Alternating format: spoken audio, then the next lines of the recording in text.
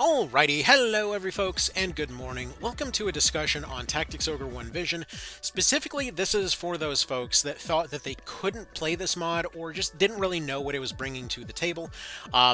Because even though I've covered this mod extensively several different times, and hell, I've been covering its features and updates and stuff like that for going on a decade at this point, many still are of that opinion that they simply don't have the means to go play it, or maybe they don't know what it does, and I'm hoping to just make this video for you guys, for the ones that really just need that little extra push to go give this thing a shot, especially compared with the official versions. Now, as with always, I just want to say, look, when it comes to the Tactics Ogre series, like, we're a niche little bunch. We very rarely get another entry into anything remotely close to what we like, and additionally, there's very precious few opportunities to even let the powers that be know that we exist. So, please don't be one of those folks that says, hey, I'm just going to play the mod and never try, like, Tactics Ogre Reborn, because frankly, that version is incredible in its own right for completely different reasons.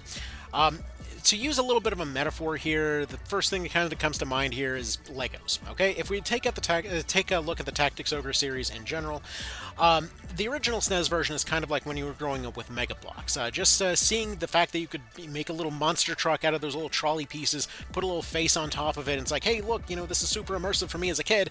You know, looking back on it, it looks kind of basic mechanically speaking, but it was one hell of a thing at the time, you know? And then we had the PSP version come out, and it went insane with the immersive sim elements. The problem was, for all of the elements that are put in there, it never actually had the opportunity to, well, finish doing anything with those elements. That's kind of the tragedy of that PSP version. It's why many potentially got upset at stuff like Reborn. It's why many still insist on playing that original PSP version, because all of those immersive sim elements were still there.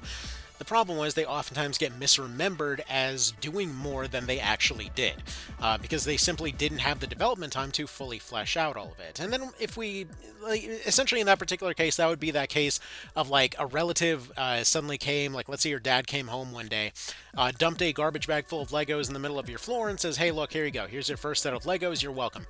And you're looking over this whole thing and you see the pieces of something brilliant, you see the potential for something magnificent in there, but you're always missing those connection pieces to make it happen. You can't parry with your warlock, you can't use meditate with your cleric, you can't get access to a necromancer early, you can't even get access to an orc until the post-game, like, well, I mean, technically you could, but details. Anyway, point is, there was just a lot of stuff that was there, but missing. It was so backloaded for a lot of its things, and its post-game is something that many loathe to this day.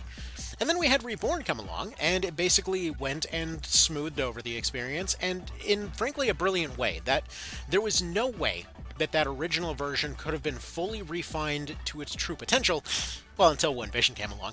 But when it came to Reborn, it was kind of like Lego stepping up and just reinventing it as Bionicle. Like, here's this way more marketable version that more people can finally understand. Like, hey, look, you put the pieces of plastic together, cool shit happens. And it was just a case where it had a lot more kind of appeal to more folks. It was just fun as hell to play with in its own right. A lot more visually appealing than, you know, a garbage bag full of Legos. And then we have One Vision. And the best way that I can think of in this weird analogy to describe One Vision is like having a rich relative that you never knew about suddenly paragliding in through your living room window and slapping you in the face with tickets to Legoland. Like, you're about to have your mind blown with just how many new Lego pieces were potentially there the whole time. Because again, all of those immersive sim elements, they were there the whole time. It's just a matter of nobody really had the time to go and fully realize a lot of those visions. So to that end, even though, like, way to tie it together with the One Vision thing there. Even though One Vision was originally named after the funny fried chicken song from Queen, it did ultimately end up being this interesting collective, cohesive vision of ideas from everything from Tactics Ogre to Final Fantasy Tactics, the Tactics Advance games, Battle Brothers. It even did a lot of features that people later praised about Triangle Strategy and Unicorn Overlord years before they came out. Like, if somebody told me that the Arbalester was inspired by some of the stuff that they saw out of the Fusilier, or if the Weather Wizard was inspired what One Vision did with Shamans, I wouldn't even be shocked. But that being said, let's go ahead and get into this whole thing. Now, you might be wondering, why are you staring at a website? I came here to see some gameplay. This is the One Vision resources page. Before we get going, because I know I'm going to forget to bring it up, two things. Well, actually, three things, technically four things. Sorry. If you're wondering about what hardware you can play this on, if you have an original PSP, PlayStation Vita, if you have a phone, if you have a laptop, a computer, a retro emulator of any variety, you can play this. Almost everything in their fridge can play a PPSSPP emulator at this point. It's a very simple thing to set up. A lot of places just have it on the App Store, and simply put, you just slap this sucker in there, okay? It's like, as far as the install guide goes, I'll have a link in the description. It'll tell you everything you need to know in terms of not only installing the mod, but potentially installing visual upgrades to the thing. Like, here, let me see if I can pull it up here real quick. Technically, we do have stuff like this right here, where we've got the HD mod running that's going to give you kind of nicer icons, profile pictures from Reborn. Just a lot of little kind of nice visual changes. But all of that will be available in that video. And then the kind of last note on this whole thing is, again, this One Vision resources page, where if you were wondering about anything in particular, anything from abilities to skills to where drops are to where things are potentially located, the mod actually comes with its own strategy guide at this point, with everything that you need to know, okay? So if at any point you just don't feel like watching this all the way through, you didn't know what the current version of the mod was, you didn't know where certain things were located, this is where you would look. Either, like, whether it's knowing where to recruit people, whether it's knowing what classes changed, or, importantly for many folks, the ability to kind of customize your experience. Now, as I cover in that install guide, there are two codes that are generally considered sort of defaults that you should always have available. These would be the cheat that allows you to put pickups to always go to you, as well as the low-level class EXP scaling fix, and this more or less just kind of smooths out leveling in general, and additionally fixes pickups to be a bit more like Reborn. Just so that you don't end up losing your equipment. Now, personally, I was playing it without these for years before they ended up coming about, and it was still one hell of an experience, but these do definitely help the experience out. On top of that, you've got things like the template tweaker, which allow you to change the visuals of your units. They allow you to change the levels of different people. They allow you to rename people. They allow you to give particular spells to people. Like, basically whatever you'd like, okay? So with that being said, let's go ahead and get started on discussing this whole thing. Actually, we're going to start off by discussing the tarot quiz, because this is actually the first place that we want to look at as far as where things have changed. Because the game across the board has basically been rebuilt from the ground up. It isn't a simple modification of the PSP version, it literally is just taking each of those individual mechanics, putting them in a box, taking all of it, reassembling it back in the Lego box, and then building brick by brick by brick over the course of a decade, fully rebuilding the entire thing, making better use of those existing mechanics, making more interesting use of the classes that were there, essentially bringing in the flavor that you get from Tactics Ogre, from Knight of Lotus, from the Ogre battle games, from Final Fantasy Tactics. Like I said, you see elements that later ended up coming into Triangle Strategy and Unicorn Overlord and stuff.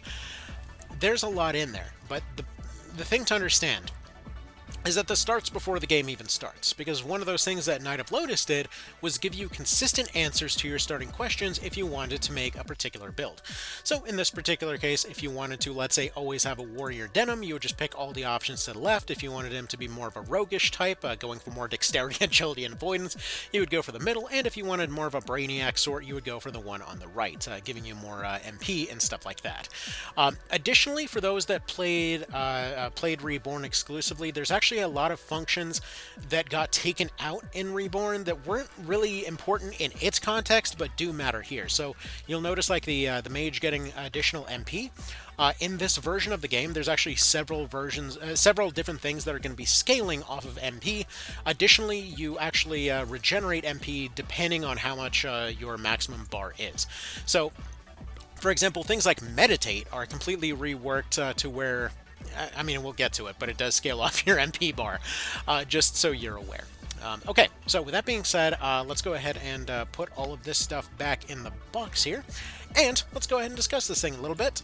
So I'm just going to be kind of covering things as they come up, depending on the classes that we see, because, like I said, everything is rebuilt from the ground up. So to start off with, let's talk about equipment standardization. So One of those weird things from PSP and Reborn is that a lot of equipment tended to have a few standouts, but a lot of it seemed like a random collection of different stats.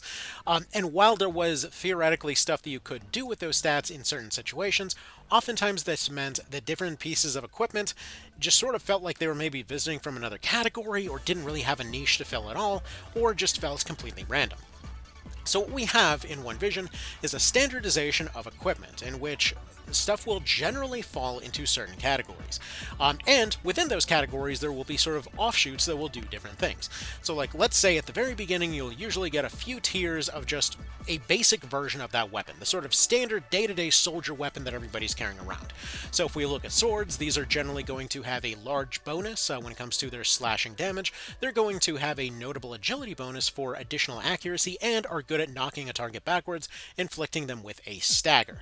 Now, depending on the size and weight of that weapon, these on-hit effects will go up. So like a basic dagger only has, let's say, a 25% chance to inflict its bind, but let's say you end up going to a heavier sword. I believe the stagger's like 60% or something. So weight is oftentimes going to be a very considerable part of the weapon itself. In fact, you can think of many of the elements designed in this thing as sort of very immersive sim-esque, where they will attempt to model out the original thing as much as possible. Like you'll notice with these slashing bonuses, one of the issues that popped up in both PSP and Reborn is that those bonuses oftentimes were more of a flavor thing than anything that actually did something meaningful. However, you'll notice, and we'll actually hop into a fight here real quick, that the kind of armor and everything else is fully modeled out in this version. So it's fully going to be modeled out to make it to where heavy armor units feel like they've got heavy armor. Like somebody with heavy armor and a heavy shield, that sucker is a tank. It is going to take a miracle to kill that guy. They're going to be slow, they're going to be susceptible to debuffs, but as long as you're able to support them properly, they're going to demolish things. Let's say somebody equipping some lightweight leggings and a lightweight vest are going to have a hell of a lot of an easier time evading things, especially, again, things like debuffs. Whereas somebody that's wearing more magically oriented equipment will, generally speaking, be better at avoiding spells. Now, you can mix and match these pieces to your heart's content, and it's probably also worth mentioning that the system is a little bit different from how it was back in any of the previous versions. Actually, not the previous versions, what am I saying? It's different from how it was in Reborn. So in Reborn, you actually got way more item slots. In this version, what you have is actually 2 armor slots, just like you did in the PSP version. And so essentially what this means is that you essentially have one piece of body armor that's going to fully decide what that unit's doing, and then you've got a second sort of modification piece of equipment that will further kind of adapt them to their role. So like, let's say her basic piece of body armor is going to be a robe. Now, even though it is a robe, it is fairly decently defensive. The thing is, like, going in naked, never going to be the answer. You're just going to get completely steamrolled. But this thing's resistances are primarily going to be against spells. It does somewhat resist physical attacks, but notably it has a gigantic weakness when it comes to things like arrows and spears and pikes and such, any piercing type weapons. So those will oftentimes target them more often than not. Meanwhile, your secondary piece of equipment is going to be, again, that sort of modification to it. It's one of the things that gives the building in this game, the team building in this game, a very Armored Core-like feeling. You start with your core and you modify from there, you know? So in this case, this is a Lich that's going just all in for offense. So she's got some gloves here that give her a little bit of defense through that strength bonus, a little bit of defensive bonus, a little bit of a defensive resistance bonus over here, but she's not even trying to pay attention to her damage because of a skill that I later intend to put in this unit. We've got staves that are going to obviously do the whole staff thing, but many of your pieces of equipment are going to have consistent effects that you can use on them. So like if you are using a caster type of staff, you're always going to be able to activate it to activate spellcraft. And your rings are far more noticeable in terms of their effect, this thing giving you a 20 intelligence bonus. So for now though, because of her low defense and everything else, I'm going to teleport her over here. Now you might be saying, wait a minute, why is she teleporting? She doesn't have any teleport items. So there were many cases throughout the series in which classes were given just cool shit they could do that never made it to the official versions. So, for example, things like teleporting liches and stuff are going to be from Knight of Lotus. The ability for this crazy magical zombie to teleport around. Things like Kashua and her Dark Priest class, if you end up getting it, she was never able to use melee weapons despite her art constantly depicting her holding a sword or killing somebody with a dagger. And so, sure enough, we get access to melee weapons on her of a lot of very fitting varieties. Personally, I gave her a fencing sword, which is a category of weapon that's coming back from Ogre Battle 64 as well as Knight of Lotus. In this particular case, getting rid of that stagger bonus from before, getting rid of some of that accuracy for the purpose of being able to poke from 2 tiles away like it's Crypta the Necrodancer or something. One more thing you'll notice is that when a weapon is associated with an element, oftentimes they won't have an exact number there. So that they will fully scale off of your augment skill rather than scaling off of themselves, which made them very consistent in terms of becoming more powerful as your skill with that element increases. So this is actually probably when we should cover skills real quick. So they work very differently from how they did in Reborn, but they also work very differently from how they did back in PSP. So this is going to be using that original. Alright, so let's go ahead and take a look at, let's say, Kashua's skill bar over here, right? So what we see is that they're going to be ranking up their skills over time. Now, for you PSP fans, don't worry, they scale up, or they rank up way faster than they did before. See, one of those elements they never got a chance to refine in PSP that they sort of took it to an extreme in Reborn is when it comes to weapon ranks, you kind of have something in the middle. You don't have the, dear God, we're going to be done sometime by next month that you have in PSP, so they actually go up at a reasonable rate, but you don't have the sort of very quick, going from like pro to, or going from rookie to pro over the course of a montage effect of Reborn, which, don't worry, I love Reborn. I'm just saying, for the sake of comparison, it's like right in the middle. So they go up about anywhere between, I think it was like 8 to 16 times faster than they did in the original. But they still will go up relatively quick. And essentially what this means is that you will reasonably be able to get your ranks up within a kind of intended amount of time. The reason that this is important is because in PSP, oftentimes you would end the game, go into post-game at like rank 3, and you simply were behind the times at that point. Your main recourse was to try and grind up those skills, but if you ended up grinding them up super early, you would just steamroll the game with no resistance. And one of those things that One Vision manages to actually constantly capture is that feeling of resistance from the other side, that feeling of consistently creating that illusion of your enemies on the other side, that feeling that they are at least trying. So, like, these randos in the middle of nowhere, these guys are going to be no challenge, but if you run into experienced soldiers, they will have high ranks of their skills. They will be able to potentially nullify some of the skills that you have. But if you are a PSP fan, you may be noticing something that might have your ears perked up a little bit, in that we don't have passives. Not for the most part, anyway. PSP had most of your skill bar dedicated to boring passives. So, for example, something like Strengthen or Fortify or whatever else. A lot of the stuff that later became cards in Reborn is something that you would just put on your skill bar, and again, it created that effect that stuff would scale out of control, and you would just run around one-shotting things, and it got boring, and nothing is worse than boring, okay?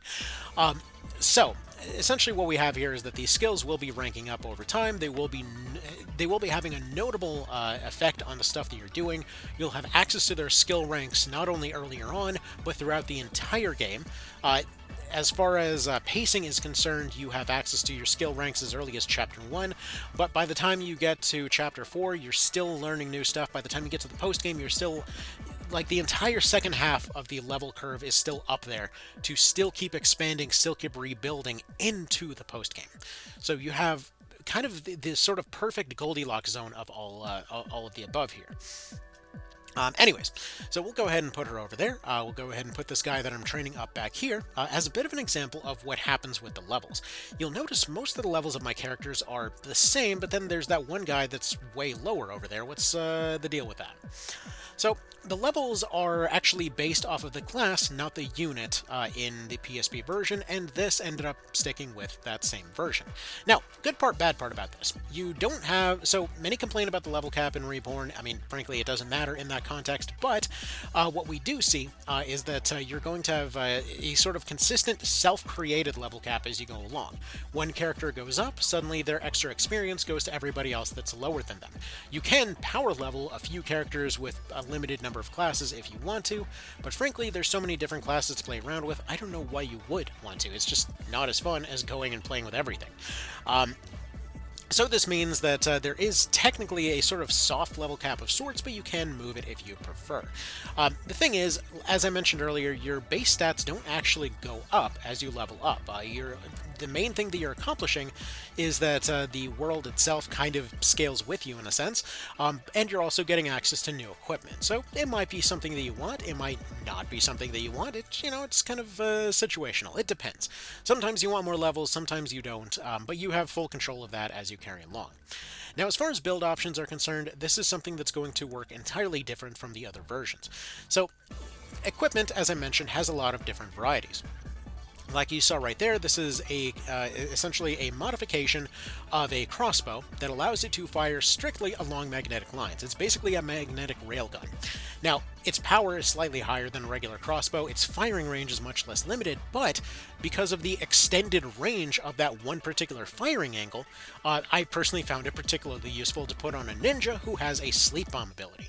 As you saw over there, many classes will have additional functions that you never have seen before. So, like Terenius here is going to be a gas sleep bomb that will be able to put somebody to sleep at a few tiles away. And so using this long-range kind of sniper rifle of a crossbow, he may not do very much damage because I did just switch him out of using staffs for his entire career. He was a kind of a quarter staff fighting ninja up to this point. And instead I went for the sniper rifle sleep bomb approach, which ended up kind of creating this beautiful little mix where he can be in position to sleep bomb somebody. Those sleep bombs are always locked in at 60%. Now, the reason that detail is important is that in that PSP version, when it came to a lot of your skills and such, many had to be ranked up. And the thing was, unlike the ranking of skills in Reborn, this had to be done manually. So this meant that you had to use a skill hundreds of times, oftentimes they were prohibitively expensive to even use once, and even then it was to get it to go up from about 30% to maybe something a little better. Like, they could max out at 80% all the time, but nobody got there, okay? Nobody did that. It was pure suffering to make those skills go up. And again, this is coming from somebody that praises the ground that this game walks on, but like, that was pure suffering through and through. So what we see in this particular instance is that there's going to be many skills that are just kind of maxed out right from the get-go, like this Terenius bomb over here that's going to always be 60% chance to put something to sleep unless something prevents it. Like if something's poisoned, it won't be able to put it to sleep, or if somebody's immune to sleep, they won't be able to put it to sleep, that sort of thing. Additionally, you'll notice that there's another skill here called Wild Hunt, because ninjas can double up on their movement, and this again works pretty well with his crossbow. Because of his kind of positioning gimmick that I'm going for here, around halfway through most fights, he will be able to kind of double move in order to run up, hit something, and then move out of the way. So this does give them a lot more kind of movement plays here. But again, it's one of many features that these classes have, so it's not exactly something that should be judged in isolation. And I should say that about pretty much every skill here. Everything that you see is just one possible outcome of that particular character. Like in this particular case, I really love the double tap potential of the Lich. So like, let's say they run up, they use a chief spell over there, and then they've also got Sith powers, so they can mind blast the guy backwards for an additional secondary hit. I like the idea of Kashua as a sort of emo fencer of sorts. Because it happens to tie in well with the rework of her other ability over here, Iron Maiden, which essentially will drain the blood of an enemy when she goes and uses it on somebody. And this is one of many skills that got completely reworked in a bunch of fun ways. Like, you see this counterattack that they're doing where they're false striking somebody? This is another one of those interesting immersive sim features, and another one of the many reasons that I used a crossbow on this ninja. Because when their kind of inbuilt default attack is different depending on the class. So like a monk slash cleric is going to have a more powerful punch as their default attack. If you just wanted to run them with a shield and have them punching with their fist, they can, put on claws and it's going to do it better, but if you wanted to save some time, you can just use their fist. But the ninja and the archer and a lot of lighter weight units will pick up some sand and throw it in somebody's face at 2 tiles away. So this means even if they, let's say, get crit backwards, they can take away accuracy from that unit. As you might have picked up on so far, accuracy is very important in One Vision, meaning that there's a skill that's oftentimes seen as a meme in Reborn, and something that surprisingly was still completely overlooked back in PSP, that finally gets to see the light of day, and that's back attack, of all things. Like, it's funny because in PSP, due to how many passives there were, the effective accuracy was oftentimes completely nullified. It was very heaven or hell. If somebody had the requisite accuracy skills, which you usually would end up having, they would never miss. If you had Spell Strike, your debuffs always landed. If you had True Strike, your melee attacks always landed, your finishers always landed. And again, it just got boring in that particular instance. In Reborn, they redid it so that, elemental counters still give you something to think about, but what we have in this particular instance is that accuracy will always matter.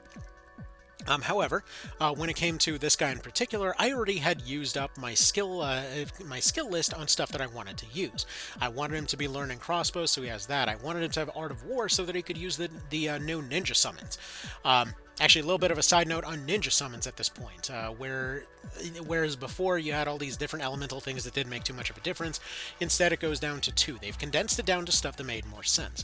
So like, let's say a magical poison spider that will hit something with rocks that will bite them and inflict poison, and then an area slashing attack, which doesn't sound like much, but remember, armor is fully simulated out in this, meaning that this is an attack that is particularly effective against evasive units. Being able to cut up a lot of medium armor type of units in an area, whereas potentially heavier ones might be handled by, let's say, this poison spider over here. But they've also got access to all of their different versions of all of their different tools. Unlike the PSP version, they do not need to use anything in particular in order to actually use these. They're a lot cheaper to use. You do still need to go pick up the tools from the store. So like, let's say shadow binding somebody will bind them, but we also have the Reborn version over here in the name of Deadlock, where it's able to stop them instead. We have Escalade for being able to climb up, as they always did, Water Step for being able to walk on water, Decoy for putting up a decoy. We have Benumb for being able to stun with their attacks, as well as silencing with their attacks with Bridle if you wanted to use weapon poisons. So I wanted to have access to all of those tools. I wanted his Sleep Bomb, I wanted his double move. The counter attack allows him to put out that false strike. Tactician allows him to more consistently build up the TP required for these various skills that he's using. Augment Light to further double up on the power of his crossbow. Deflect, which actually I should take this off him. He can't deflect anymore. This was back when he was doing a staff build. He actually can't deflect with his crossbow, so this is currently a useless slot. I do need to replace this with something. But he has had multiple cases where he's turned around to fight by convincing a gremlin to join our side. Unlike Reborn, when it comes to recruitment skills, these are something that everybody's able to make use of if they've learned them as a certain class. And additionally, many of them are available far earlier than before. So like Terenites and ninjas and stuff like that are able to learn Demon's Pact, which allows you to get access to gremlins and orcs and such earlier on. Little side note on the side note at this point, when it comes to orcs and gremlins and stuff like that, every single familiar variant, so these are going to be your gremlins, your pumpkinheads, your fairies, all of them have their own custom unique classes at this point that have a ton of personality. I've done Know Your Unit episodes on those, but they've got a ton of personality in their own right. All the racial types actually have a reason to care, like your lizards are going to be closer to your FFTA, like Banga type of units, that they don't really have much in the way of casters at this point. But you've got the orcs and the Lamias that are going to be more of that like kind of hybrid type of thing. So you do have like Lamias figuring out how to use guns and being able to be matriarchs, but it's orcs that get the patriarch rather than the standard lizard. Whereas those standard lizards would be able to be beast tamers and berserkers and hoplites and juggernauts and stuff. So all of that stuff has been moved around to a more logical place. Anyways, so with that said, I haven't mentioned the most important skill here, and that's actually trajectory. It's one of the first things that I mentioned in my guide earlier, the beginner's guide for One Vision, in which case trajectory is basically back attack. So in this case, I'm equipping a scout band specifically to help with getting that targeting laser, but also giving them access to trajectory, which has feint, which is basically back attack but renamed.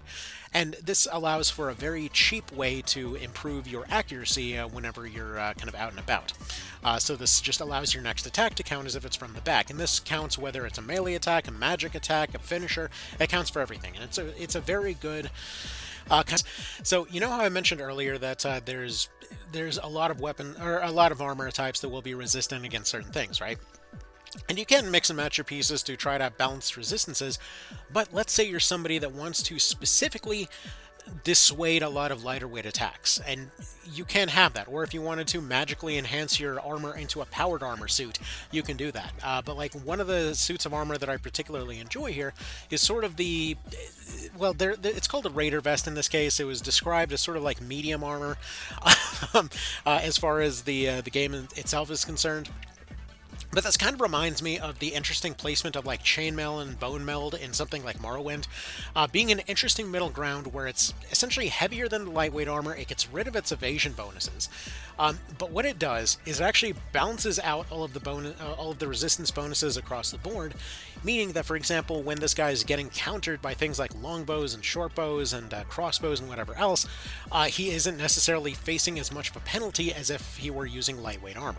His evasion is still incredibly high, though, because I replaced his offhand weapon with this parrying dagger, which essentially gets rid of the option for a shield, but it does have a guaranteed melee attack because it is a shield. Being able to have a chance to break something's arm improves his parry odds, which he can't really do at the moment. But specifically, I'm using this for its avoidance and agility bonus. So either way, just kind of like a nice little dealie over there. Anyway, that being said, let's go ahead and move on. So classes across the board additionally have access to new features. Like, let's say I'm using a whip over here on my Terenius, and actually one thing that you might have noticed over there is that whips have diagonal attacks. And this carries across the board to all different weapon types. Like, you remember how spears went from 2 tiles to, suddenly 2 to 3 tiles? So instead what we have is more options across the board. So like whips are able to attack diagonally, but spears are going to have their 1 to 2 tile light spear version, They're additionally going to, let's say, have access to a pike version early on as well. Being able to get that 2 to 3 tile thing, being able to parry easier with it, but also sacrificing that 1 tile of short range. And additionally, those spears are available on more units, meaning that, for example, if you wanted your double attacker warrior that's able to take this heavy pike and just ram it through a crowd, then there you go. You got that option on hand there. Additionally, many classes and their meaningful skills from before mean something completely different. Like, a little bit of a side note on octopi here, weird as that is. You know how an octopus has whip hands? Yeah, they actually attack like a whip does as well in this one. So octopi will have extended range on their little tentacle hands. When it comes to things like Fearful Impact, it does what it always did, but let's say something like Lament of the Dead will now inflict Curse and Weaken, meaning that this guy, with his whip that inflicts False Strike, because, Indiana Jones reference, we've got a case of a guy that can inflict Fear, False Strike, Curse, and Weaken within a single turn. You've got things like Shadow Break being near useless in the official versions. Hell, even in Reborn, they kind of had the perfect opportunity to make Shadow Break not suck, and took away the one thing that would have made it good, because you can spawn cards by breaking shadows in that one, meaning that Shadow Break, which doesn't do that, literally became worse than just doing nothing at all. Anyway, so stuff like Shadow Break, as it says right here, explodes a clone. So you know how knights can put down rampart shadows? Not only does that ability have its range extended by 2, not only is its cost taken down by about a quarter, additionally, it has interplay with other abilities. So like what a Terenius can do is they can Shadow Break it, which basically means that it explodes, but it explodes with their own weapon. So whatever their weapon damage is, that is what the damage of that explosion does, and further, it breaches the defenses of everybody nearby. So it takes this defensive structure and essentially self-destructs it against the user there. And again, that's just the Terenius over here. We go over and take a look at our Hoplite, which this guy has been rebuilt recently, so just ignore the fact that he's missing some of his skills. And this guy has gone like full bore for just offense because he's a skeleton. He can afford to take some risks. So like in his particular case, he's got an axe that will break down defenses on hit. modified axes can potentially slow down a target getting stuck in their armor instead, slowing them down. You've got stuff like the Power Fist, essentially coming back from the SNES version, being able to strengthen the unit that's using it, equipping this fist as their shield, giving them a bit of defense, but if they were to punch somebody with this, we'll have a guaranteed chance of stun. Dynamo Plate, this is that like magically enhanced power armor that I talked about from before. Like heavier than regular armor, but exchanging that vitality for strength to give you a bit more hitting power, but also exacerbating the weaknesses of this armor to crushing damage. So it's easier to potentially crush in with a Warhammer, but it's potentially going to be a bit more offensive and stuff like that. So whatever kinds of builds that you liked from before, you're going to be able to do way more of that. And additionally, a little bit of a side note here, but whenever you mouse over a card, it will directly tell you what that card will actually give you when you go and pick it up, which is just nice to see.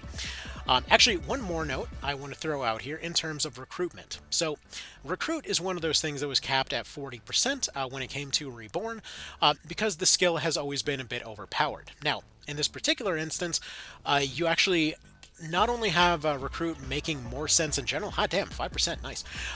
Not only is Recruit just kind of going to make more sense in general, but just on Recruit alone, look how many things changed.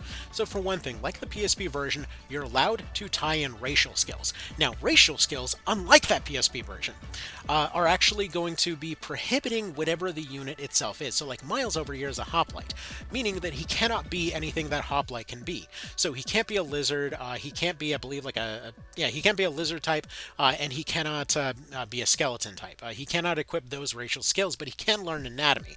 And that anatomy can be combined with recruit, both of whom will improve those chances of recruitment based on their ranks, and they can combine together. Furthermore, unlike the official versions, it's actually kind of working as a bit of a reverse, because in the official versions you could recruit technically at any range, but its odds to go up or to improve went up with rank. So like you ranked it up, and let's say you had 20% chance to recruit with one tile away, and then at 2 tiles away you'd have like 15%, and so on. That's how it worked in Reborn. In PSP, every time that you ranked it up, it made those odds go up a little higher, but it never really fully conveyed all of this stuff in a effective manner. So, functionally speaking, this meant that Recruit was always a little bit hit or miss to use. In this case, it kind of works in reverse, where it doesn't allow you to target beyond those ranges, but every one of those ranges that you yell out to will be more or less the same amount of effectiveness, meaning that as you rank up, the range of that particular skill improves. So like you saw the 2-tile range there, that's not locked in. That's because he's gotten this to rank 2. Technically speaking, it was almost at rank 3, but the last 2 hoplites I had that were running a similar build ended up dying for very similar reasons. I'm making them as glass cannons. And just to get on yet another tangent, because we haven't had enough of those, one of those features that didn't make it to Reborn is actually very notably useful in One Vision, and that is the Farampa skeletons. So those unfamiliar, there's 3 skeletons in Farampa that are supposed to have their loyalty and stuff like that depending on your reputation in the world. So depending on your world state, they will actually react differently to you. Like if you're hostile to everybody, the factions that they represent will be them being hostile towards you. It's kind of like the Warren Report before the Warren Report. Now they're just kind of rando neutral skeletons in Reborn. But what we have in this version is like if you're on good terms with everybody, you get into that fight, you can just hang back and let the skeletons handle the fight for you, and then run up, recruit yourself a free hoplite, which means that I've consistently been replacing the dead hoplite with a new skeleton hoplite from that particular map. But this does mean that he has to re-earn his skill slots every time, so that's kind of why he's here at the moment. But either way, it's a great time. Additionally, one of those things that changed between PSP and Reborn is that debuffs got buffed very significantly. So things like Breach, things like the elemental averses and stuff like that, technically speaking, the effects of elements in general got significantly buffed, and we actually saw that in One Vision here as well. So for example, when a target is hit with a verse, it's roughly equivalent... Oh shoot, I'm shooting my own guy. I forgot that he got recruited, but that's okay, let's just show off Tabula Rasa. So, sorry, getting scatterbrained here. So when it comes to those elements, when you hit somebody with an averse, it's basically giving them a weakness to that particular element that's roughly on par with Reborn. When it comes to Strengthen, it's higher than it was in Reborn. When it comes to Breach, it's slightly lower than Reborn, but Fear and Breach is still an incredible combo. But still, it means that your debuffs have a ton of value. Skills like, for example, the Resonances, where you run up, you hit somebody with averse, and you buff yourself, that is like, roughly speaking, like a 40-50% damage increase all of a sudden, if you manage to pull that off. It isn't just like a random nothing burger of a thing. It does actually make it go up. Additionally, many skills got reworked in ways that you would kind of expect, in really just kind of fun ways. Like, let's say, taking a look at the skill list of the cleric here, we've got Tabula Rasa, which is the old Mother's Mercy. However, it now bursts in an AoE, getting rid of all debuffs entirely. Is essentially one of the best skills in the game, but if we take a look at their other ones, you'll notice that the Consecrate mentions having Healcraft. So what Consecrate does is that it prevents undead from rising, but it also gives Healcraft, which before didn't matter. Because heal in this version does properly scale based off of mind. It technically did in the official versions, but it goes up significantly based off of mind and augment light rank. So this means that you can essentially level up your healing as the game progresses, eventually getting to the point that even your basic heal can be healing somebody for like 150% of their health bar. It's very, very significant. So in this particular case, we'll just have him take a basic heal on himself. If he was Mother's blessing it over there, he would have brought it up to about 300. And if he was using Healcraft, it would be about 450. So Healcraft is significant due to that scaling bonus. Presumably it's something that they always meant to implement, but just never really figured out the formula or something along those lines, because it's been there the whole time, it just never really did very much. It did more in Reborn, like it did have an effect higher than PSP did, but it still was pretty insignificant in the grand scheme of things, you know? So, again, a lot of different functions to all of these different classes across the board, but anyways, let's just go ahead and show off a few more bits and pieces, as it were. So let's see, these guys, we're not going to be doing too much to them here. I did get rid of his casting equipment, so his casting stuff does kind of suck a little bit, but we'll go ahead and take the point-blank chance on that crossbow to knock that guy backwards, because he's got a bash chance, even if he didn't... Man, this is going to be weird to explain for Reborn people. So, bash / knockback is something that you used to put into your skill bar. It's something that you do by default in Reborn. And what we see in this case is that he was able to knock the guy back, in this case because of a crit, but he still would have had a chance to knock him back regardless. He then takes the counterattack to further raise his crossbow skill. And frankly, his evasion is so high that I wasn't even remotely worried about it hitting him. And we'll try to go and put this unit to sleep over here. And then go ahead and have him move out of harm's way for the moment. I'm just going to have him travel in this direction, and then Kashua can run up and hopefully eat this dude. Just go ahead and hit him with a sword, and hopefully turn his health into our MP. Just go ahead and drop an Iron Maiden on him. Probably should have done that beforehand because it would have had a higher chance to hit, but that's okay.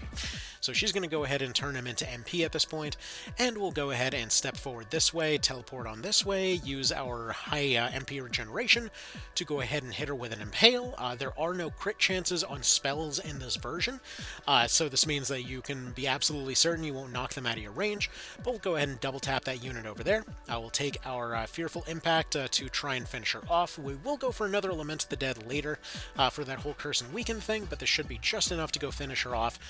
And one thing you'll notice consistently if you're talking with any One Vision fans is that you kind of start intuiting what everybody's up to. Just seeing their rough idea of how they're performing, you'll oftentimes start getting a picture of what kinds of things will affect them and to what degree. It's a level of intuitiveness that I never would have expected from anything, quite frankly. It just sort of clicks after a surprisingly short amount of time. Typically, folks that I've talked to mention that around the time they're in Chapter 2 or 3, like, they're just already calling shots by that point. They're not exactly sure why, they just can kind of start intuiting this stuff. Anyways, next thing to actually bring up here is going to be the revival system, and I love this. I love this to pieces. Because, so, the revival system in this one, is something that many initially shy away from, but I want to tell you right now, it is a thing of beauty. It's a feeling that you get that's very similar to chess. If there's any chess fans watching this, because it's that feeling of getting your pawn to the other end of the board, basically, where you have somebody that you need to have back on your feet, but you need to go get rid of somebody else to do it. You cannot revive in a traditional sense, with few exceptions. A necromancer would be able to bring somebody back as a zombie, but they are now, a zombie. And there are ways that you can revert them, sure, but still, it's essentially one of the few ways that you can actually fully revive somebody, and Angel Knight technically has the means to do that later on, but when it comes to, let's say, getting somebody back for the vast majority of the game, you will be using gems to do this. And in order to use a Blessing Stone or a Salvation Gem to get somebody up, you essentially have to pay using the unit that's using it. So, for example, right here, I recruited this cleric in order to specifically sacrifice him for the purpose of getting Olivia back up. Now, there's no long-term sacrifice of this. You're just taking that piece off the board in order to trade them for somebody else. And on paper, this sounds potentially, gamey, is like, what's the point? It seems like a little bit of extra work. It's one of those things you kind of got to experience for yourself, because over time it gives you this completely different way of thinking about the game. It makes you care about your units that much more without giving you that anxiety of something like XCOM of permanently losing somebody at a moment's notice. It's this feeling of like, that sucks, but we can potentially fix this. I mean, like, who can I potentially sacrifice? Okay, that guy over there has like 20 debuffs on him. He's the guy I'm going to go and try to sneak over to that direction to go get my, my healer back up, or let's say I need my negotiator back up on their feet. What can they do? So there's a lot of stuff like that. Additionally, just so you know, whatever you're seeing on the skill list of my soldiers over here is far from their whole thing. Like, archers will still have their double shot, their tremendous shot, all of that kind of thing, but I prefer to use Olivia as more of a speed shooter. In this particular case, she actually only became an archer because an archer saved her life. And this also is one of those things that just sort of leads to that very cozy feeling that One Vision does of just kind of immersing you through mechanics. Because what happened was, I had a soldier that was on her last life. I went to the wrong map on an Iron Man run and found myself in a position that I basically had to kind of sacrifice somebody to fully win the fight. You cannot raise somebody back up using your final unit. So, essentially, Olivia was down on the ground, and this other archer was holding off several other units in order to make sure that she could get saved, because she was still a rookie at that time. And so that archer ended up dying. I didn't realize that that was her last life at the time, otherwise I might have played it somewhat differently. But she ended up inheriting those skills because I couldn't quite decide what I wanted to do with her. I already had 2 clerics on the team, I had enough casters, and so I wasn't really sure, and ultimately, yeah, she just inherited the archer's skills and ended up doing that job particularly well. But she ended up keeping that archer's shoes and ended up keeping her skills, because in the PSP version as well as One Vision, when somebody dies, you're kind of given sort of a FFT crystal type mechanic wherein you can transfer their skills to somebody else. Their corpse appears in your party roster and you just give those skills to somebody else minus whatever accumulated experience they had towards the next rank. And so she ended up being a reasonably competent archer right off the rip there. Anyways, to go back to what I was talking about earlier, though, archers have a lot of new functions, so you're not just using them for their primary shooting ability. You can, for example, double shot using siege bows, which have a lot more vertical forgiveness, and are able to potentially fire up on top of walls and stuff. You can go and put stunning arrows and silencing arrows on them. And one thing that you'll notice right over here is that they've also still got Eagle Eye, which actually does work differently. So as I mentioned, I wanted to use her as something of a speed shooter. Her main kind of big power move is her ability to augment both water and ice. So she's got 2 finishers, Morpheus and Absolute Zero, that are both shutdown moves that she'll use on different things depending on if they're hit by an inverse or not. Because she already had water trained up when I got her, it was just a nice little kind of trade-in. She ended up picking up a ice bow. She could augment that ice bow as well as that finisher as time went on, but she could use trajectory to always make sure that she was landing her shots, but additionally could provide range support here by giving sidestep to people with Eagle Eye. So this gives you true flight and sidestep. So this doesn't guarantee the effect of your shots, but it does give you additional avoidance when it comes to ranged attacks. Combined with her evasive armor, this meant that oftentimes she she could serve as a sort of counter sniper, being a tempting unit due to her low defense due to her water shoes over there, but oftentimes being safe regardless because she's able to just simply dodge out of the way with her really high evasion and evasion buff. 75%, I'll take those odds. Anyways, we'll go ahead and pop this dude over here, luckily get our crit over there, take our very predictable dodge, and we'll go ahead and attempt to re-sleep this unit. If it misses, it misses, but otherwise it would be able to stack up that effect. And additionally, we'll then go ahead and have her go and eat this wizard, I think, in order to attempt to use one of her special abilities. So, unique classes across the board have a lot of new functions. Frankly, it's something that I wouldn't necessarily be able to get into in any reasonable amount of time. That's what the Know Your Unit series is all about. Actually, I don't know why I'm trying to use that. It's the princess that steals MP. It's the dark priest that steals HP. I forgot that changed. Anyway, whatever. Let's go ahead and move on.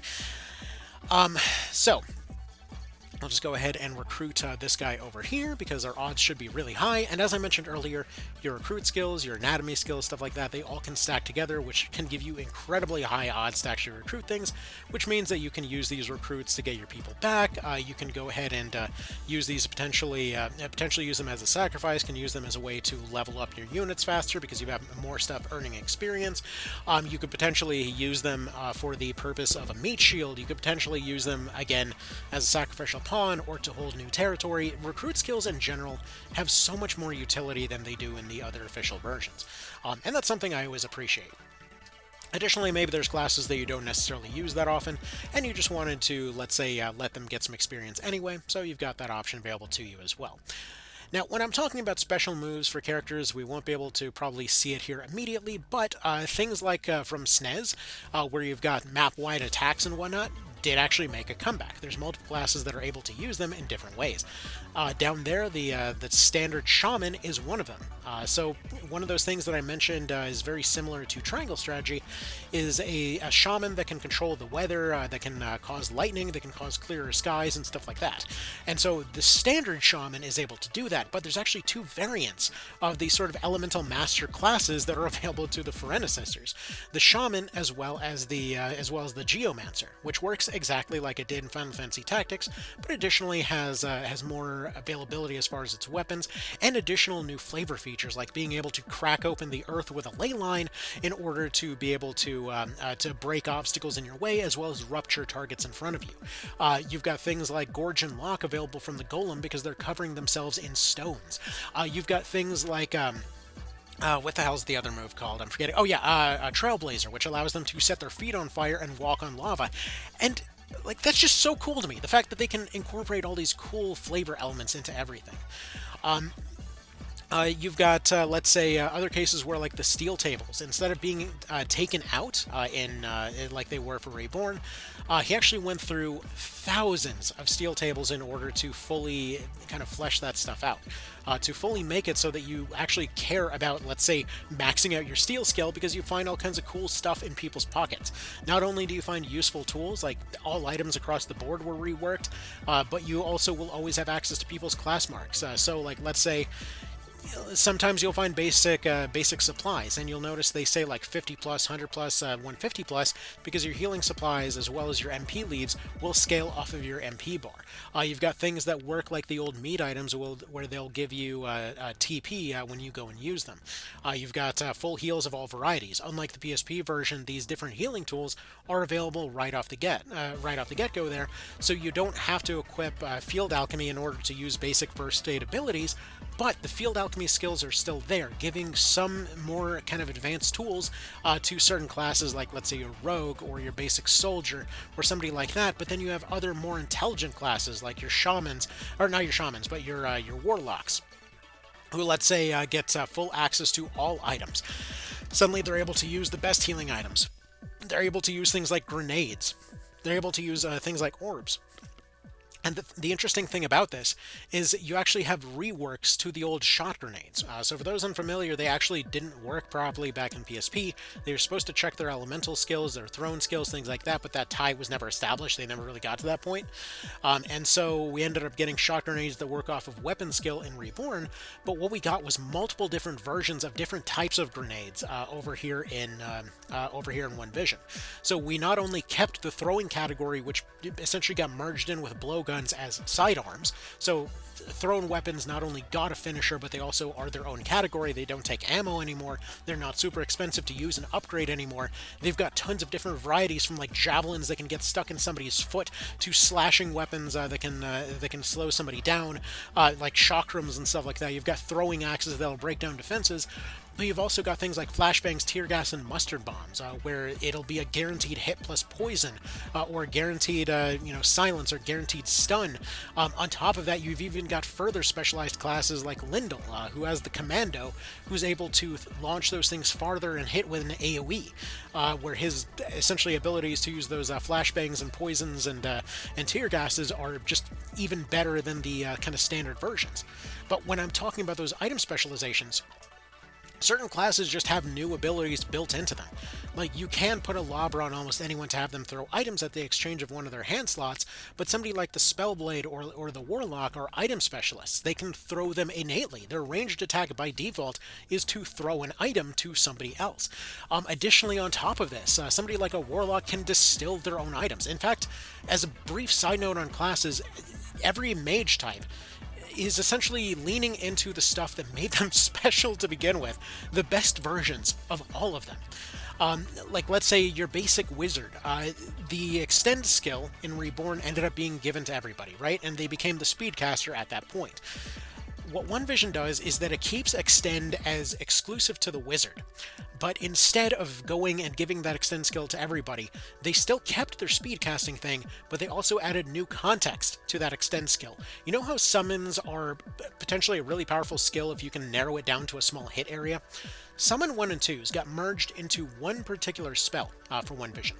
Additionally, it's intentionally very, very powerful if you have a high power unit, but additionally, it happens to be limited to only firing at range 7. Oh, by the way, you won't have a random Deadshot 4 missing from your inventory if you're playing this normally. This was a save file from before the Deadshot 3 and 4 merge.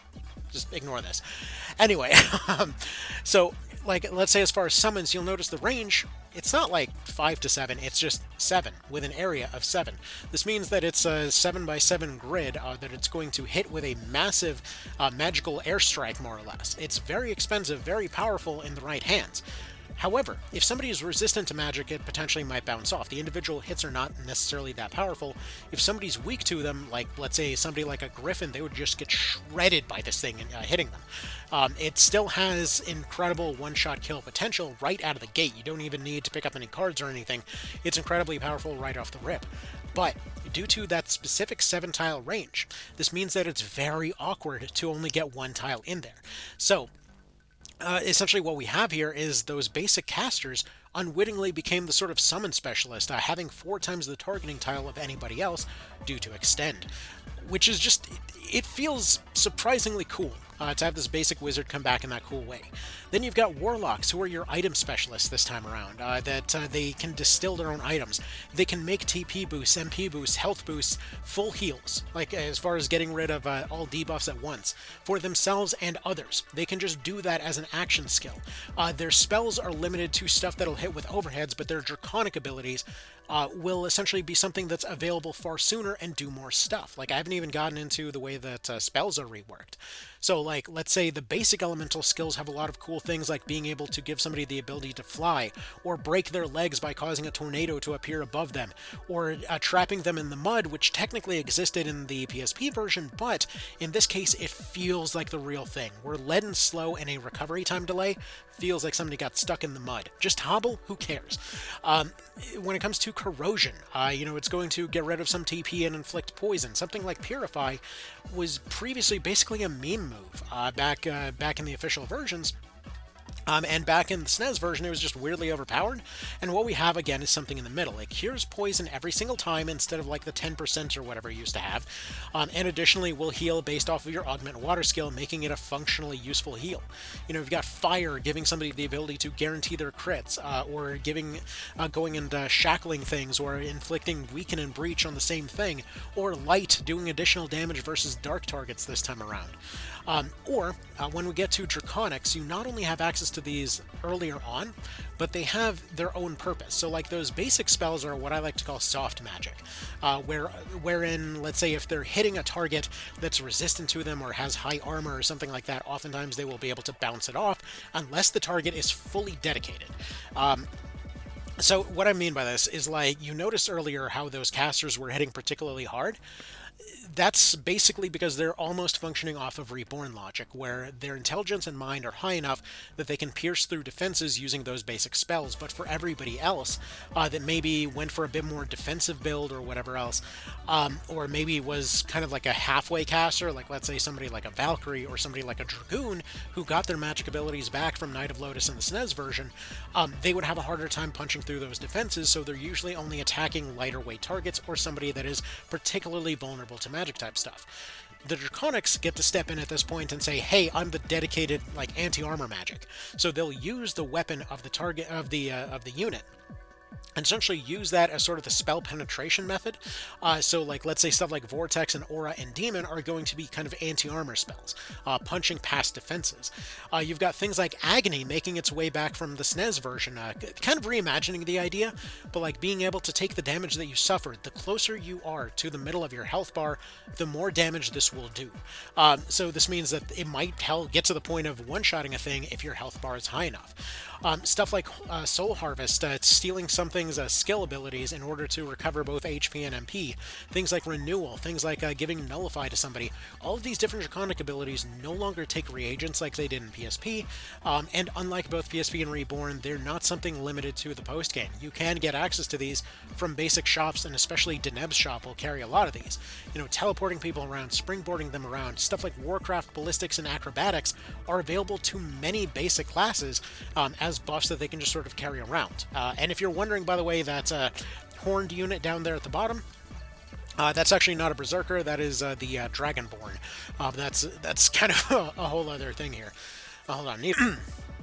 Okay, so back to Wizards, though. So point is, they get a ton of new tools. You've got stuff like the Necromancer, and I mentioned that the steel tables got reworked, and this includes people's class marks. So when items got reworked, this also meant that the steel tables got reworked, which also meant that you could rob Nybeth in Chapter 1. You can either go and recruit Sarah, like you do right off the rip, as a rogue and teach her to steal stuff, or you can go to the river map and go and pick up a rogue class mark over there to then rob Nybeth to get yourself a Necromancer. And Necromancers get conserve MP this time around. It's funny because the Valkyrie, who we'll talk about next, actually has a completely different version of that, but we'll get to it. But Conserve MP is on the Necromancer now. The Necromancers can actually divest away from things like staves and spellbooks and daggers and such, and actually run crossbows. They have a unique crossbow finisher that lets them use ghosts to go and guarantee that their next shot hits and has a chance to inflict a curse on somebody. You've got Liches that are able to innately teleport and do all those moves that we talked about earlier. They've got a Meat Shield ability that I didn't show off here that's basically risk management from the old Berserker that allows them to dedicate fully to offense and double tapping things as they carry along, but redirecting all the damage that they would have gotten to nearby beasts and such. So when for example in the story you constantly see those Necromancers, or Liches rather, showing up next to dragons and Cyclopes and things like that, it makes sense. They're using them as a meat shield, you know? And things like the Valkyrie. They lost Conserve MP, but they kept one of the skills that they had that was removed in Reborn, which is Conserve MP, which is not Conserve MP, it's MP Infusion. So they kept their old infusion skills, which converts your TP bar to either health or MP, and the thing is, even those got reworked, because HP Infusion was basically a trap back in the PSP version.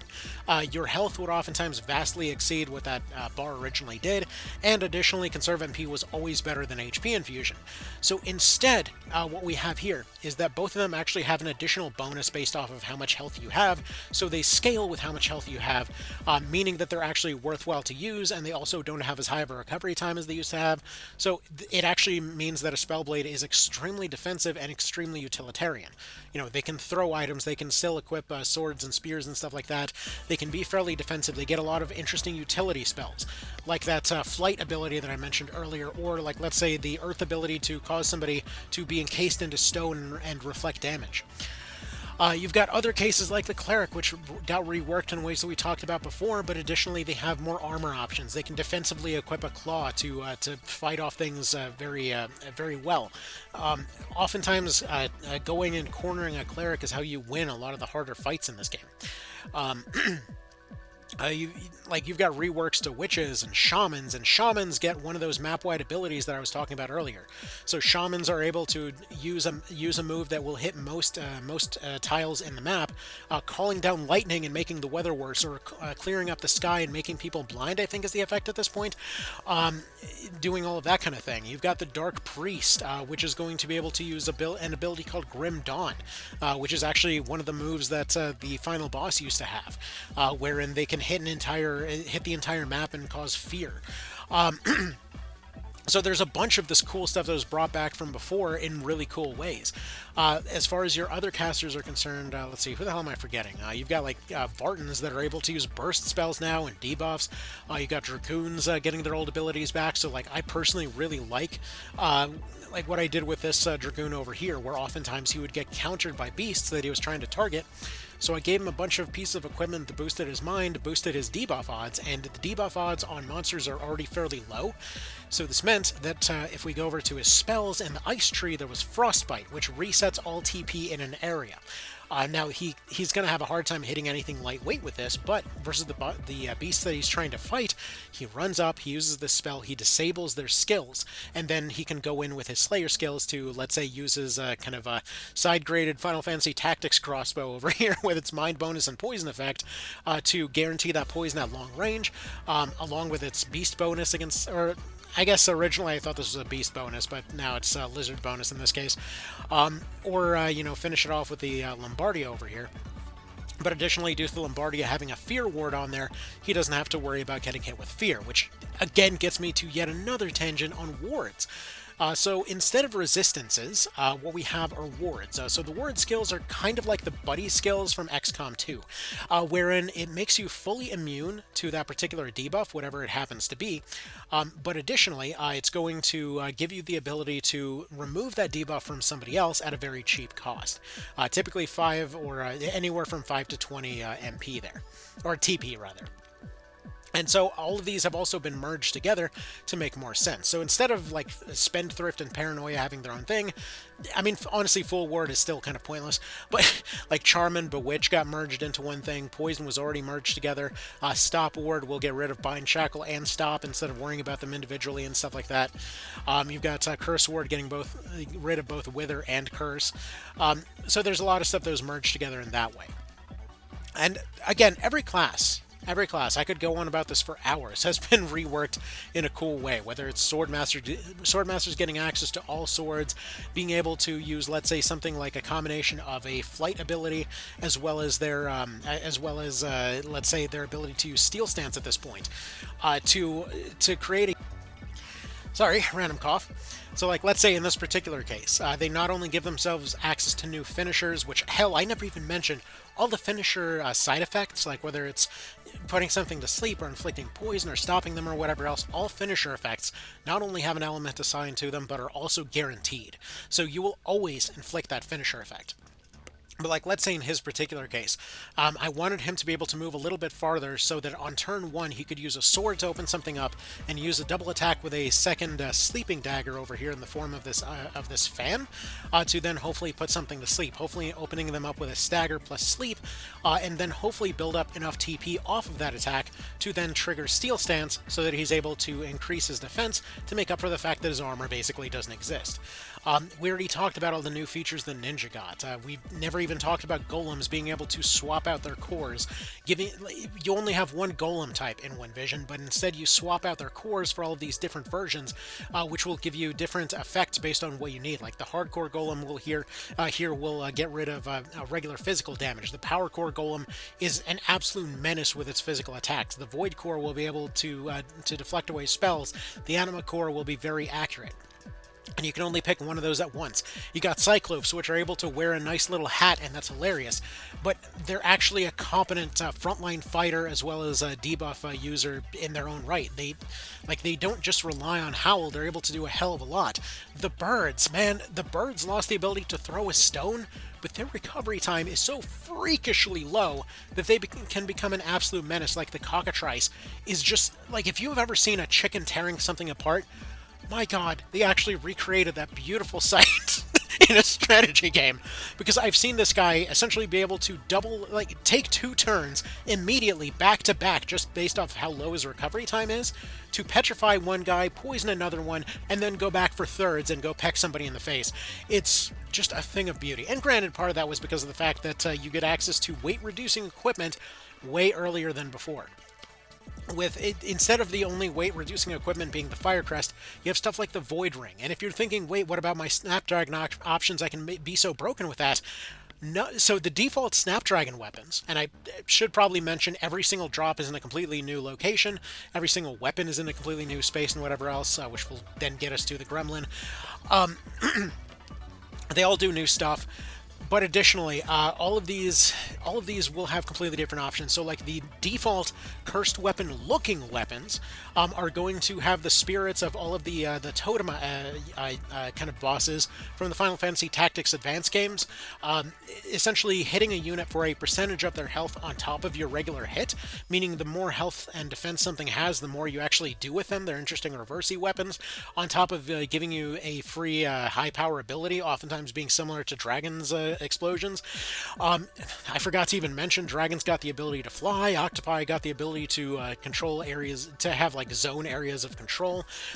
If you loved Knight of Lotus and SNES with the ability to know when something was being dropped, you're going to love this.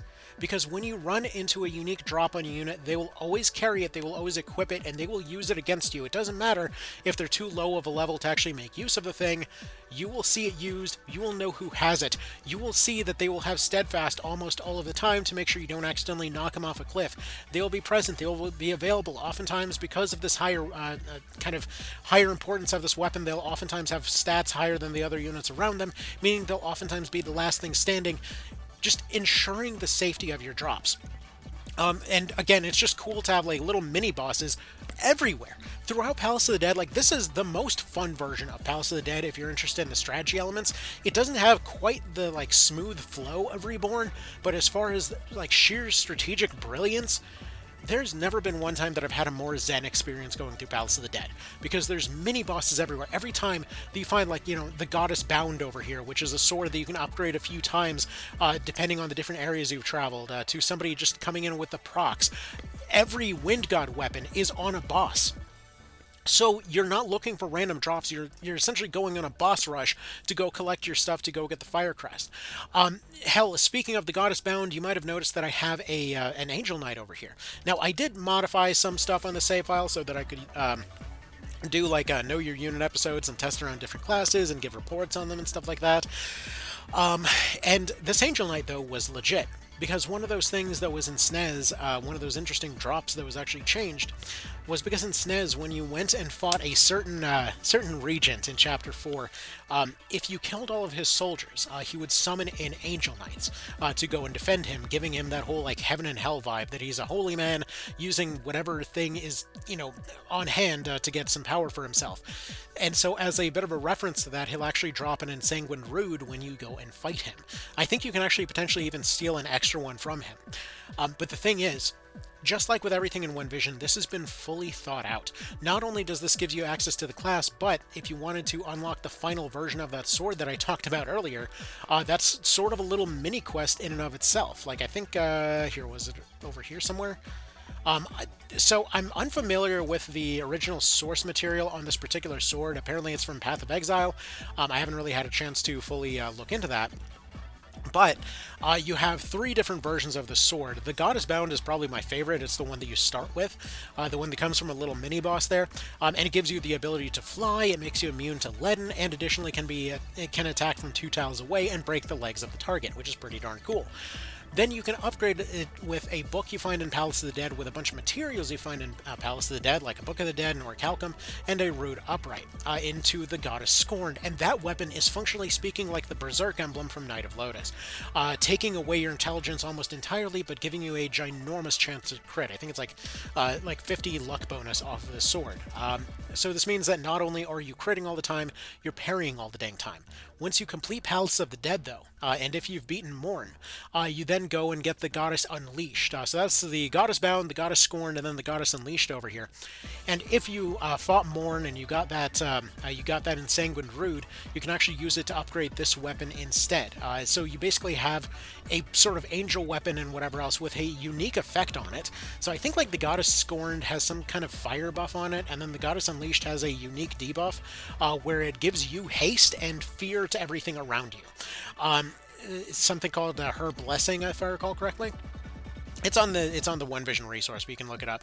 But like, the reward for exploration is very thoroughly ingrained into One Vision from start to finish. It's one of those things that gives it a very special feel, that I always say that it immerses through mechanics, because it has like this whole thing of having you go collect things from having explored a certain location. Like the Seal of Rebirth, you can get there earlier, but that Ensanguined Rude, that Daedalus Pinion, everything about this thing screams a journey through heaven and hell in order to go get a hold of. I don't even care about the source material specifically, but just that journey for that particular sword is really cool to me. I mean, hell, Secrets of the Master is a book that was kind of disappointing in the official releases. Getting access to a lightning sword that was outdated 15 hours ago in PSP was just depressing. It had some functions, like the Daedalus Gauntlets were pretty good in Reborn, but it still was kind of just sort of there, you know? Now, in One Vision, what we have here is, like, let's say you have what I like to call the Hulk Hands, a claw weapon. Well, a fist weapon, I should say, that will stun targets. It'll slow them down. It'll cause explosions on punch. It actually explodes when you punch something, and it just feels really good to use. You've got the Chrysagrim from Symphony of the Night, and if you use an Instill, like, this weapon actually double attacks every time that you attack with it. So if you're using any other double attack method as well as an Instill, you can actually attack 6 times with this thing. And if something dies in the middle of that, just like what happened in Symphony of the Night, they just sort of disappear. You've got the Dragon Slayer from Berserk with the biggest accuracy penalty in the entire game, but the highest physical bonus by far. And I love how all of these other ones require complicated components, and this one's just like a freaking lump of iron and just darkness in a ball, and that's all you need. You've got this thing. I don't know what it's from, but it's a 4-tile rocket lance. Like, this just makes me... It's funny because I was asking for the shotgun spear from Bloodborne, and then somebody was like, did you not look at the new Secrets of the Master? And I took a look at it and I'm like, hot damn, they got a rocket lance in here. That's amazing. If you liked short bows, bow guns, all that kind of thing, every crossbow is one-handed like Final Fantasy Tactics. The short bows have a ton of life in them throughout the entire game. Hell, this is from some kung fu movie I don't remember the name of. You've got, I think this is supposed to be the throwing axe from, God of War or something like that? Falkenheim. You got the Shaper's Touch, which I believe... Hang on, what the hell does the Shaper's Touch do? I forget. I think that's the one that causes, like, stun on hit or something. I forget. We can double-check that in a moment. This is even before getting into the Artificer, which is actually a class that is available to Rudlum. Like many characters, he got his own unique class. From Lindell having the Commando, from Gamp getting the Headhunter, the Buccaneer having a bunch of new tools available to them. Rudlum gets the Enchanter, which is a combination of the Warlocks from March of the Black Queen and Knight of Lotus. Basically giving them their abilities. Baron's Soul from Knight of Lotus, that old kind of ability to attack with your intelligence stats as a melee attack. You've got Acid Cloud, which essentially is a physical version of magic stats here. So basically it bases it off of your casting stats and your attack bonus, which is bizarrely, like, for those unfamiliar with the background, in March of the Black Queen, for whatever reason, Acid Cloud counted as a physical attack. No clue, it's just a thing. Also, just kind of because he wasn't done yet, you can cause a self-destruct function in golems. Like, it's so good. There's just more and more and more and more and more, and you can probably hear my voice is giving out by this point. I never even got a chance to fully test the Dragonborn class, which is unique to Osho, and it's one of those ones that I've changed a bit. You got Deneb's rework of the Witcher, which has a lot of its old initial functions, but for example will bewitch instead of charm male targets, which means that they can't even be knocked out of that charm. They just become that level of horny. You've got Devour, because this class was all about the horny already, in which case they will eat somebody in order to get their own HP and MP back. Like, everything about every class is just so thoroughly thought out in so many different ways. I mentioned that there was a unique class available to Ravnus and Hamilton earlier, and those come with abilities from, again, Final Fantasy Tactics, things like Bolt Strike here, kind of combining something that you see in several different instances, but essentially we have Shackle in a long lightning beam, more or less, on top of being able to essentially cause something to be weak to it with a Stormbrand over here. Just, again, new things on new things on new things on new things, and my voice is just like no at this point. Did I ever give her Balefire, actually? Here, hold on. Did I? Yeah. What the hell does Balefire do? It randomly deals fire damage with a chance for an additional hit on dead targets, or always dealt additional light damage. So fire that counts as light damage that does seemingly damage at random? Again, like, there's just so many mechanics everywhere. Everywhere you look, there's more stuff. I mean, like, do you like using spell books as a sort of a tool to boost racial skills before exclusively for casters? Well, hell, use a fairy over here to then combine it with a bunch of other pieces of equipment to turn a short bow into an absolute menace versus lizards. Like, man. Again, I cannot sing this mod's praises highly enough. Simply put, I don't have enough voice to do it. Literally, I cannot finish saying that I want everything that I want to say. So yeah, that's kind of about that. Like, did you want Hobrim as a frickin' Jedi? Did you want to have the White Knights feeling like they came straight out of March of the Black Queen, as you know you'd kind of expect? It's all here for you. It's all here and just waiting for you to go and explore. So I've just barely touched the surface here today. There's that much in this thing. So there's a reason that they call this the other definitive version of Tactics Ogre. There's a reason that so many people love this thing to pieces. There's, like, I mean, again, even something as simple as putting a modified heavier shield on somebody that's so heavy they can't be knocked backwards but will always stun a target. Like, just the flavor on that alone is so meaty.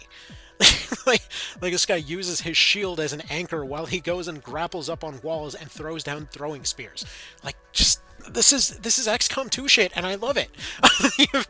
Like, everything from every SRPG to some degree, it feels, was represented here. You know, a lot of stuff, like I mentioned before, if you love the Arbalester from Unicorn Overlord, that's basically the Fusilier here.